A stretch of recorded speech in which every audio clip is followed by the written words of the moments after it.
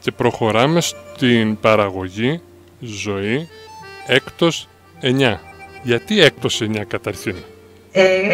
Είναι από το 2006 έως το 2009. Είναι πούπουρη δηλαδή στην ουσία. Κάπως είναι 4 χρόνια ορχιστρικής δισκογραφικής μου πορείας, δηλαδή κομμάτια που έχω ηχογραφήσει ορχιστρικά, instrumental, άλλα που δεν έχουν δισκογραφηθεί μέχρι τότε, όλα μαζί τα έχω συγκεντρώσει και έχουν μπει σε ένα CD, σε ένα διπλό άλμπουμ που κυκλοφορεί για πρώτη φορά από τη δική μου εταιρεία, γιατί το 2008 έφτιαξα την Zoe Musical Today, μια δική μου εταιρεία μουσικών παραγωγών. Οπότε το CD πλέον κυκλοφόρησε από τη δική μου. Οπότε εσύ φυσιολογικά θα μπορείς στο δικό σου το στούντιο να φιλοξενήσεις και άλλους καλλιτέχνες. Έχω πάρα πολλές προτάσεις, για να πω και την αλήθεια, για να κυκλοφορήσουν CD από τη δική μου εταιρεία.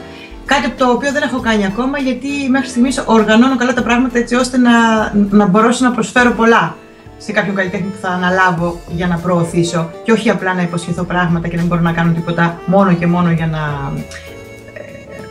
να πω στην αργό τη γλώσσα, για να τρεπάξω. Ναι, σωστά. Πώς κάνουν πολλές δικογραφικές εταιρείες και κοροϊδεύουν πολλά νέα παιδιά.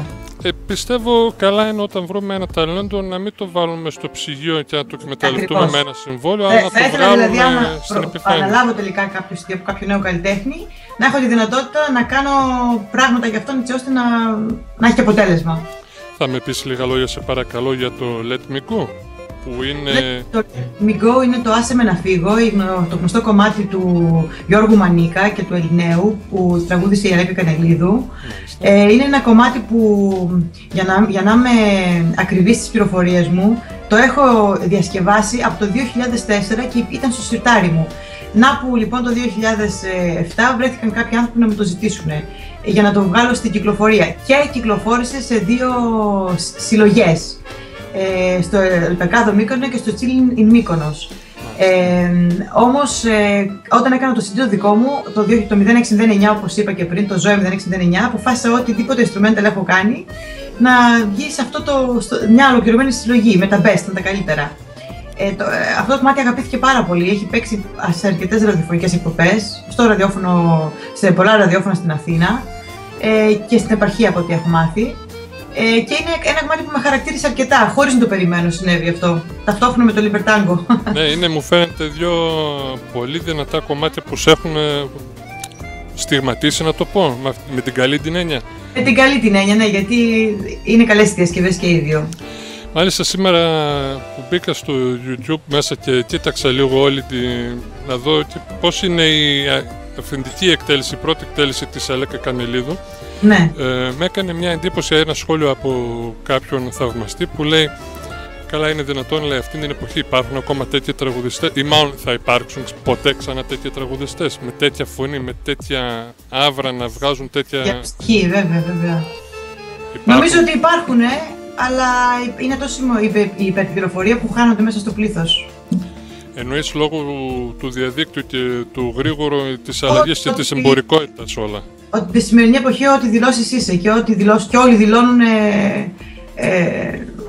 τραγουδιστές, οι περισσότεροι μάλλον. Εγώ πάντως δηλώνω ευτυχής που έχω τη συνέντευξη μαζί με σένα αυτή τη στιγμή. Σε έχασα τώρα, δεν σε ακούω καλά. Λέω, εγώ δηλώνω προσωπικά ευτυχής που έχω τη συνέντευξη μαζί με σένα αυτή τη στιγμή. Ευχαριστώ πάρα πολύ, με τιμάει. Ορισμένα πράγματα είναι κάπως διαφορετικά. Σε φέρουν ένα ωραίο συναίσθημα και ειδικά όταν έχεις να κάνεις με έναν καλό άνθρωπο απέναντί σου. Βέβαια τώρα εμείς κάνουμε εδώ την εκπομπή μέσω Skype, αλλά όλα αυτά πιστεύω δείχνουν το χαρακτήρα του κάθε ανθρώπου. Και εμένα μου αρέσει η δική σου η αυθεντικότητα και η αγάπη σε κάτι που πρόσφατα άρχισες να ανακαλύπτεις από ό,τι κατάλαβα και όμως έχεις αφοσιωθεί και αυτό φαίνεται. Θα βάλουμε το κομμάτι να το ακούσουν οι ακροατές μας, το Let Me Go, άσε με να φύγω, στη δική σου την εκτέλεση. Βέβαια. Αγαπητοί ακροατές, θα ακούσουμε το Let Me Go από τη Ζωή τη Γανούρια, που είναι μια παραγωγή 2009. Σας εύχομαι μια καλή διασκέδαση.